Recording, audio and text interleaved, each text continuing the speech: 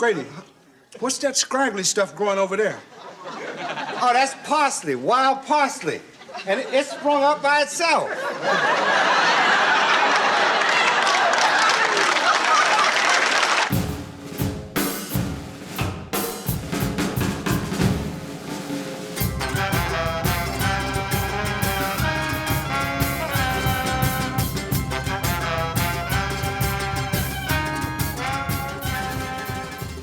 Welcome to Amusing Jews, where we celebrate Jewish contributors and contributions to American popular culture. I'm Jonathan Friedmann. And I'm Joey Angelfield. Producer-engineer Mike Tomren is working somewhere behind the scenes. Amusing Jews is a project of Adat Chaverim, Congregation for Humanistic Judaism, the Jewish Museum of the American West, and Atheists United Studios. Hey, Joey, plants are meant to grow outdoors. And as our guest will tell us, this includes cannabis. We're delighted to chat with Johanna Silver, a garden writer and author of the book Growing Weed in the Garden, a no-fuss, seed-to-stash guide to outdoor cannabis cultivation. Johanna, welcome to Amusing Jews. Thank you. I'm delighted to be here. You wouldn't call yourself a stoner, and yet you wrote this book. How did this project come about? Well, high school Joanna would have told you that this book was meant to be. It was beshares. But actually, I am a longtime garden writer, and I got my start at a magazine out here called Sunset. And I started designing and building small gardens for the editorial test garden. So I come about my cultivation skills, honestly.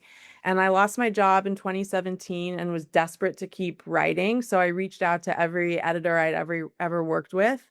And one of them had landed at the San Francisco Chronicle. And this was just on the cusp of recreational cultivation and use going into effect. And everyone was curious how to talk about it and how to handle it. And she said she had this idea that a seasoned gardener would grow it in their backyard and tell people how to do it. And I told her, I don't even know where to get seeds. And she said, that's your opening line. And that's how this came to be. I did a 10-part series for the Chronicle, and all the information I found was written for dudes, by dudes, in basements with equipment and tents and all sorts of scary filters. I grow sticky, fat, dank nugs. I love growing marijuana outdoors, but I find so many advantages to growing marijuana indoors. And that's what this show is about. And none of it was just like growing it outdoors in your garden. So it was basically a book waiting to happen. You're reminding me, the house that I live in now, before we moved in, the previous residents here, they turned the whole house into a pot farm, an indoor thing, quite illegal. They changed all the plumbing and electricity and all that kind of stuff. So, I mean, benefit for us, the house was completely new when we moved in because they had to redo everything. I just learned, because I'm not an aficionado in this, that you're only allowed to grow like 6 plants. Is that true? Yeah, it's 6 per head or 6 per person in your household. So you can get up to quite a few going, but it is in California, it's 6 per person.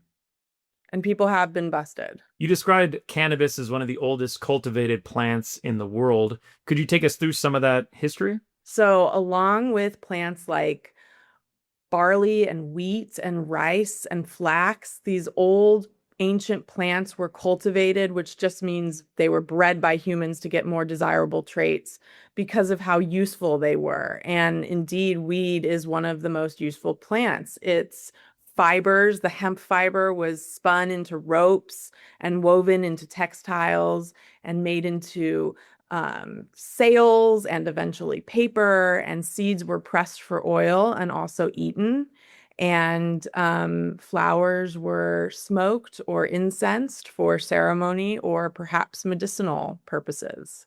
In the archaeological record, we do know that, like in ancient Israel, for instance, weed does appear. And Joey was saying maybe it has something to do with incense in the temple as well. There's certain theories about that.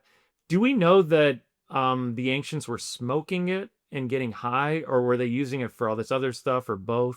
What I've read about fossils found is that it suggests more it was incensed in areas and not like smoked out of pipes or things like that. Why do we call it weed? Is it technically a weed? What is a weed anyway? Well, it's a great question. There are indeed a lot of names for this plant. You may have noticed that I steer clear of marijuana. And that is because that word has roots in racism and xenophobia. It comes from Mexican Spanish, and it was really pegged on immigrants coming from Mexico at the beginning of the 20th century and used to stigmatize the plant, stigmatize the people, the immigration, and painted as a dangerous vice. So I really steer clear of marijuana. Cannabis, Latin term, and weed has also been around since at least the beginning of the 20th century, but really fell into popularity in the 90s, which is probably why I am so comfortable using it, as that was my weed era. Weed is a word that just means anything growing where you don't want it to grow. So weed does grow pretty adaptably all around the world. And so I know that in the Midwest, it's called ditchweed. These like not very pungent, more hemp varieties grow just like in roads and stuff. But weed is just a plant that you don't want growing where it's growing. That was what I learned back in my environmentalist days in Long Beach when I was an environmental steward. That was what they taught me a weed was just any plant you didn't want growing there. Exactly, like a dandelion. Right. And when you say ditchweed, I'm also thinking, I think I've heard that there's a lot of weed growing in Pyongyang and other parts of North Korea. And I don't know. I don't think it's like high quality Sinsemilla, but I think that they are, there's like you say, yeah, it kind of grows everywhere. Absolutely. Speaking of high quality weed, when I was in high school, I was on a ski trip in Idaho, and my cousin who was working there was into this stuff, and he gave me some Alaskan Thunderfuck, which apparently is like one of the better, like more like potent versions, and it totally floored me. I was not used to it, even in its mild form, and it knocked me out pretty good.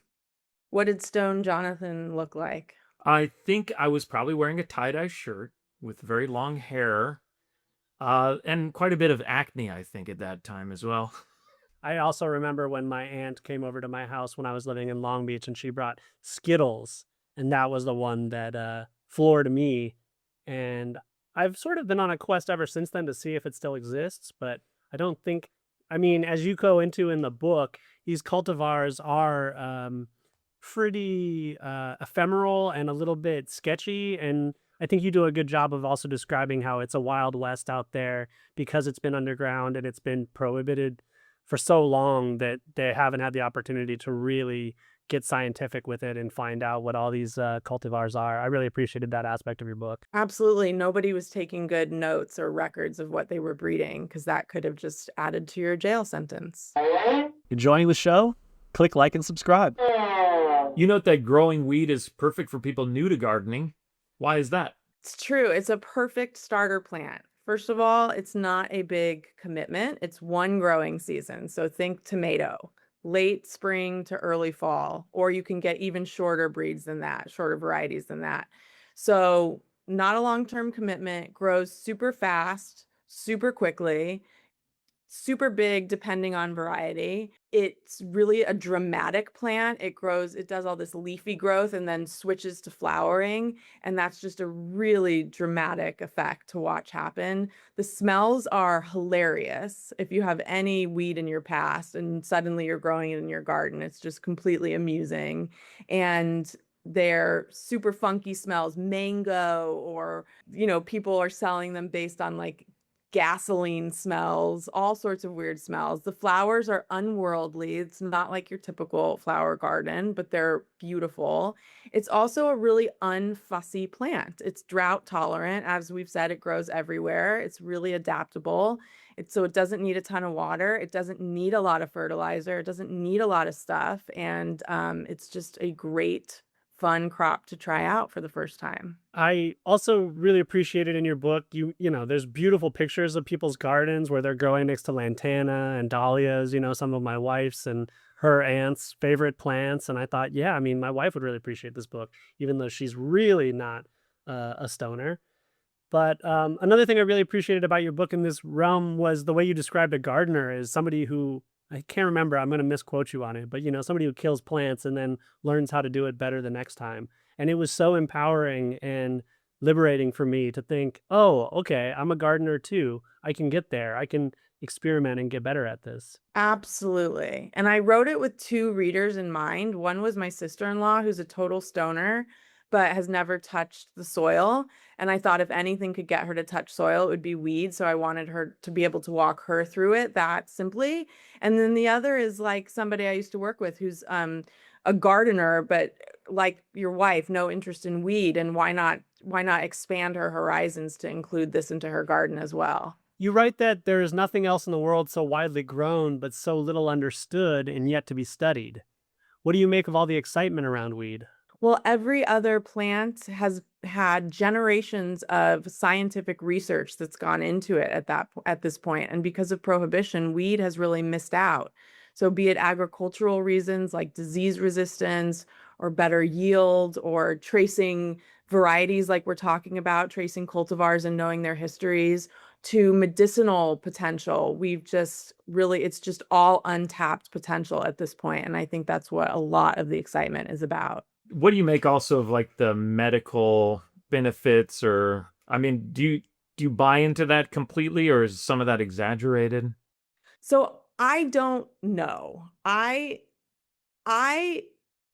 as a non-stoner, but well-versed in a previous life, I never found anything to help me based on strain. So like if a strain was supposed to do X, I never felt that benefit, even if it was like sleep or anxiety reduction. They all sort of had the same impact on me, which is make me want to dance and clean a closet.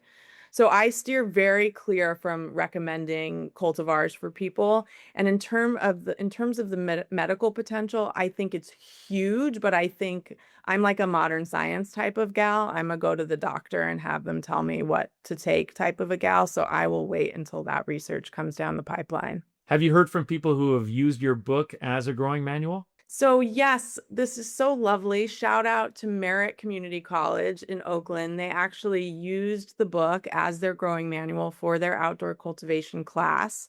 The program got cut due to budget cuts, so that's not happening anymore. Not to toot my own horn, but I do hear from people reaching out quite a bit that have used the book year after year. And I think they really appreciate it because I'm a no fuss, not a very babying type of gardener to the plant. Like it's sort of like tough love and you don't have to do a lot. I'm not trying to like maximize yields with any weird pruning techniques that were created, frankly, because people were growing indoors trying to compensate for not having the sunshine just moving across the sky. So it's a very no fuss type of book that I think people find really useful. It's interesting that you mentioned that. Is it easier to grow weed outdoors? Yes, Jonathan. Yes. What plant wants to grow inside? I mean, maybe your monstera, like a house plant, but yes, I mean, to what you spoke to, what had to be done in your old house or in your house by previous owners to get this plant to grow inside, you need none of that outdoors. And that I was confused by that too when I started. Like, do I need special lights? No, it's just a plant. And I'll say, on the flip side, there's been, I think recently, kind of alarming information about, indoor growers who use pesticides and then clear it all out and then think that the plants aren't going to leach it out of the walls. And sure enough, there is a bunch of gnarly stuff that's leaching back into their plants, even though they think they cleared out the place. It's scary stuff. So yeah, grow your stuff outdoors, people. On the balcony. And in the garden with your other beautiful plants, it'll make them smell great. They'll all get along. I think that's another part of your book that you speak really beautifully to is, your plants need friends and the terpenes are going to just get that much more interesting. It's mysterious and we don't exactly know. So embrace the mystery, but it's a glorious thing and everybody should do it. And even if you are just a consumer, you can be brave and buck the trend and opt for outdoor cultivated cannabis, which probably has a lower energy footprint than that cultivated inside. The market has a premium on indoor cultivation because it's so dialed in and buds are super uniform and tight. So you get a little bit of this funkier, more airy look from being grown outside, but it's often done with a lot less chemicals and a lot fewer inputs. Is that sort of like the difference between when you go to the grocery store and get the non-organic fruit that's kind of uniform and the organic stuff, which can look a little bit quirky? 100%. I was listening to your interview on another podcast, specifically about cannabis cultivation, about how COVID sort of killed the release of this book.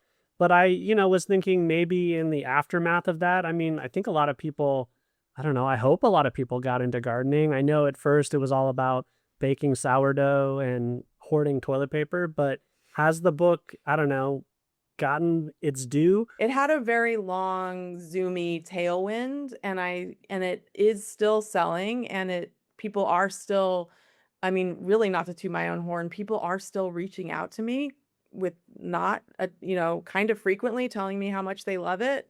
So I think it's gonna have a long life, but I don't think we're like gonna blow it up and go viral. And there have been a few changes since the book came out. Feminized seeds are much more widely available now. So I had a lot of fun sexing my plants, mostly because I like talking about sexing my plants, but that's one of the things that makes weed so unique is that there are male and females and it really matters. But now you can buy feminized seeds. They're more expensive, but it means you're guaranteed a female crop that won't get seedy from a male pollination. And those are super more widely available, and that's pretty cool. And also seeds are more widely available. It used to be like souvenirs from seed banks, from international seed banks, but the laws seem to have changed. I know the company that I love working with, Humboldt Seed Company, you can now get them in a bunch of states, just online retail. So things are evolving in the market. Did you learn any life lessons from growing weed in the garden? I learned a few. I love this question. The first thing that I learned is what can happen when a plant is stigmatized. And it's worth noting that there are still tens of thousands of people sitting in prison cells, partly because of an activity that they've partaken in that's no longer a crime, while others build wealth on that same activity. So it's really taught me to what harm and damage that can do to entire chunks of our population. And I was able to write this book and have no fear of prosecution or stigmatization. And then the other lesson it taught me was, we've sort of touched upon, but it's one that my first farm manager at my first farm outside of Denver, Colorado taught me, which is that plants want to grow. And so for all of this weird, mysterious indoor cultivation, weird lingo, all that's sort of transpired with this plant in the last 100 years, it's just a plant and it just wants to grow. Well, thank you so much, Johanna, for joining us. Thank you for having me. And to our audience, now back to your regularly scheduled lives. Amusing Jews is here to amuse you. If you like being amused, go ahead and click like and subscribe.